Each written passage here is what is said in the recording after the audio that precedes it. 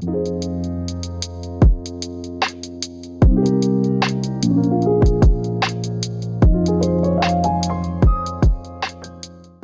everybody, welcome back to the Pressing Matters. I'm Scott. Thank you for tuning in today. Thank you for your support.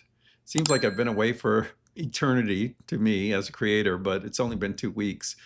However, I was having some technical difficulties with my microphone, a brand new microphone. So I had a perfect take of Modern Cool done, but when I went to review it, it had no sound. So I got a little frustrated and decided to put it on the shelf for a couple of days.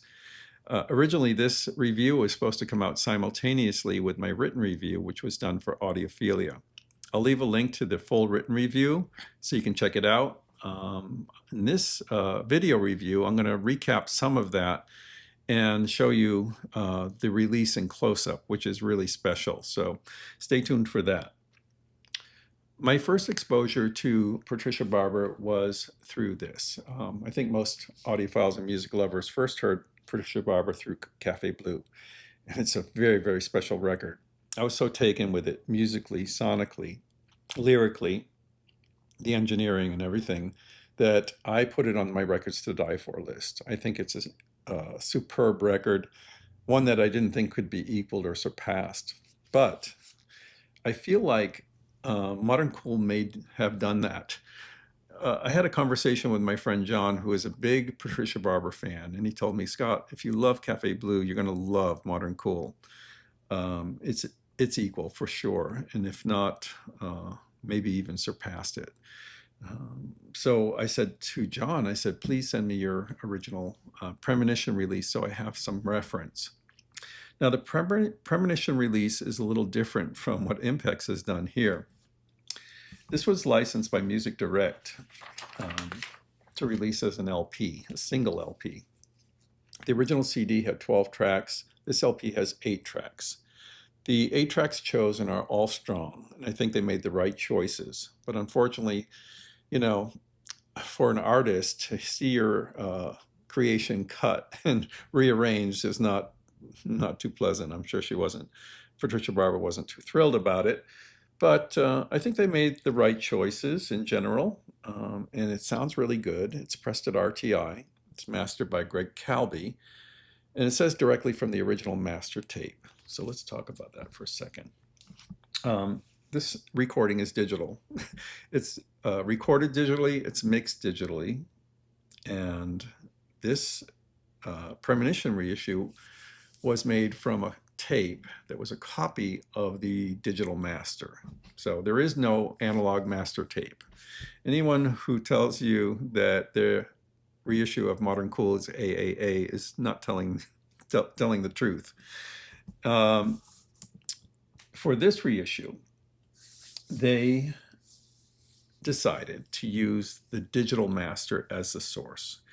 And the reason was, when Patricia Barber turned over all the materials to Abey Fonn and the team at Impex, tapes, digital masters, digital mixdowns, everything, they decided that the most viable way forward was with the digital master. The tapes were just in pieces and not in good condition, so they went with that. And that's one reason that we're not seeing this as a one-step. Abey Fonn told me in a conversation that she felt that the one-step releases should be cut from tape. So whether or not there's a digital origin to the recording, that's what most people expect when they buy a one-step. And I can understand that. She also wanted to tap into the current economic market and kind of make something a little bit more affordable that still had all the quality that we expect from an Impex release and pretty much give us 95% of what we get in a one-step in a more affordable edition. This is $90. A one-step release is $130, so you're saving $40 by foregoing the slipcase and the one-step process. Otherwise, you're getting Bernie Grundman mastering. You're getting a beautiful, beautiful jacket and booklet I'm going to show you in a moment. You're getting great pressing quality from Fidelity record pressing. It's the first I had of these, of any of their work. You know, Fidelity record pressing is MoFi's pressing plant, and it's under the direction of Rick Hashimoto. So you know it's going to be high quality coming out of there. They also used the VR900 D2 vinyl, which up to now they had been reserving for the one-step releases. So they're really trying to give you 95% of what you get in a one-step at a much more affordable price. And I think they succeeded in this endeavor.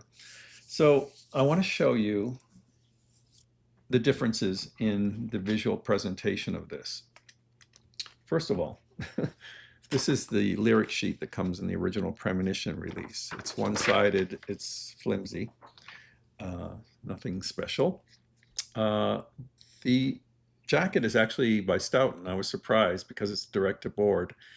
And as you can see, the image bleeds off the edge and it's a little washed out looking. Look at the difference here. This looks so much more striking. And the reason is Robert Sliger, the art director at Impex, did some special treatments here. First of all, the image saturation is much better. It also looks like it was printed separately. This image was printed separately and pasted onto a matte black jacket. But that's not the case. It's actually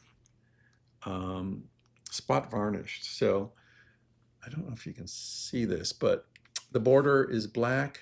The image is spot varnished, and it looks very striking, very luxurious and beautiful.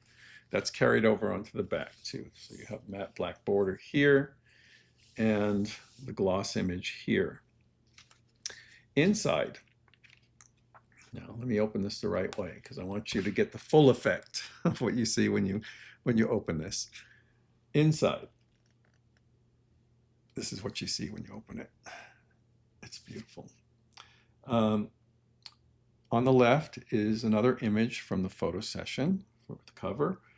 And on the right, you have the cover image again, but this is actually the booklet. So you get all this orange and black imagery, and it looks really, really nice. Again, it's spot varnished, so the image is high gloss, and the borders are black, matte. This carries on over here. These 6 images are all individually highlighted in gloss against the black background. And there's something else here, and I hope I can show it to you because it's so cool. Robert Sliger always has a surprise. I always tell you that, and this is the surprise on this. It's a printing process, and there you can see it. The words, look at the image right closest to where I'm showing you. The words Patricia Barber are knocked out in a matte finish. So it's matte within the gloss on a matte surface. It looks amazing, and you don't see it under normal lighting conditions, but when you catch it in the right light, you see it. And over here, it's the same thing, Modern Cool, written on this side. That looks spectacular, and it's carried over onto the lyric booklet as well. Again, matte black borders, high gloss image, knocked out type, Patricia Barber here. It's also here on the back. Modern Cool is written here. And this is on high quality stock. And all the lyrics to the Barber originals are here, as well as 3 cover versions and the credits, of course. It looks great. I mean, compared to this, yeah, it's quite something. Very, very special. The whole release looks as high quality as you would get in a one-step release. Matter of fact, I can imagine it slipping out of one of those luxurious slip cases that Impex does so well. The pressing here is in the special Fidelity record pressing sleeve. They have original labels on these. They look really nice. Or I mean custom labels, sorry. They look really good.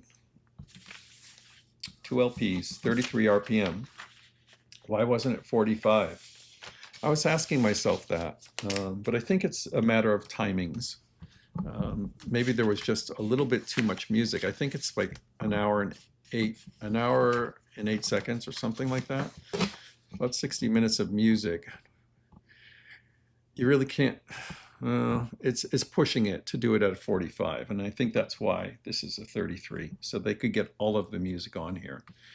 There was a 45 RPM edition done by Mobile Fidelity, and they had to use 3 records. So there's also another 2LP version cut by Doug Sachs that was pressed at QRP, which I don't have here, that has the same track layout as this, but it doesn't have this kind of presentation. You know, Impex does a wonderful job with presentation, but they also go out of their way with the mastering. Bernie Grundman did a very tasteful mastering here, bringing out all the nuance of this production. And when I compared it to the Premonition release, I really felt that it excelled in intimacy, transparency, nuance, detail, separation, clarity, bass articulation, pretty much everything. It's subtle enhancements all across the board, and the quiet vinyl really helps the details emerge from this very black background, which is important because a lot of her music has wide open spaces in it. When you play this record, you feel like your room has opened up. It's, you know what it reminded me of, and I thought about it, it's like a component almost. Remember when Mobile Fidelity in the old days used to say the records were like the final component?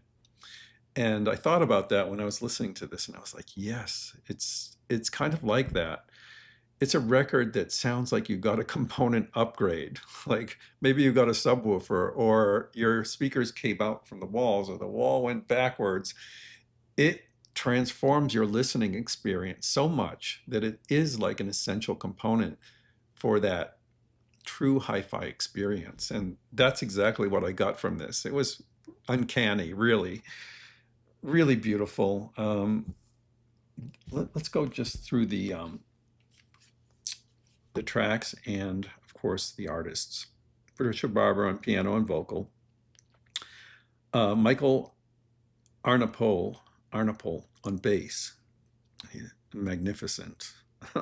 Throughout this, his bass solos are so good and so detailed. They remind me of my reference bass records like Solar Energy. Very, very good. Mark Walker on drums. His drums are great. The cymbals sound good. The percussion sounds wonderful. It really pinpoints the space. This big, vast sonic canvas. You hear the little taps on the bongos. It's just beautiful. Really luxurious sounding. Dave Douglas on trumpet. He's used on that track Constantinople and a couple of other places on the album. Gives a distinctly Spanish atmosphere in that one instrumental track. It's just great. The Coral Thunder vocal group is recorded really well, spread across the soundstage. They sound great. Though that is that group is used in 2 tracks. So Let It Rain, Vamp, and Love Put on Your Faces. And it, you know, it's really good. It sounds wonderful. As far as the tracks go, and the lyrics, I just love Patricia Barber's way with the lyrics. Especially one noteworthy one is on Touch of Trash, which opens the album. It's kind of a character study of a kind of trashy woman, and it's so funny the way she says certain lines. And I love the line where she says, she sells the gas and lights the match. I mean, that was pretty cool. Winter is great. Let It Rain, wonderful. Company has a wonderful drum solo from Mark Walker. And I don't usually like drum solos, but it sounds amazing and complex and beautiful. It never wears out its welcome.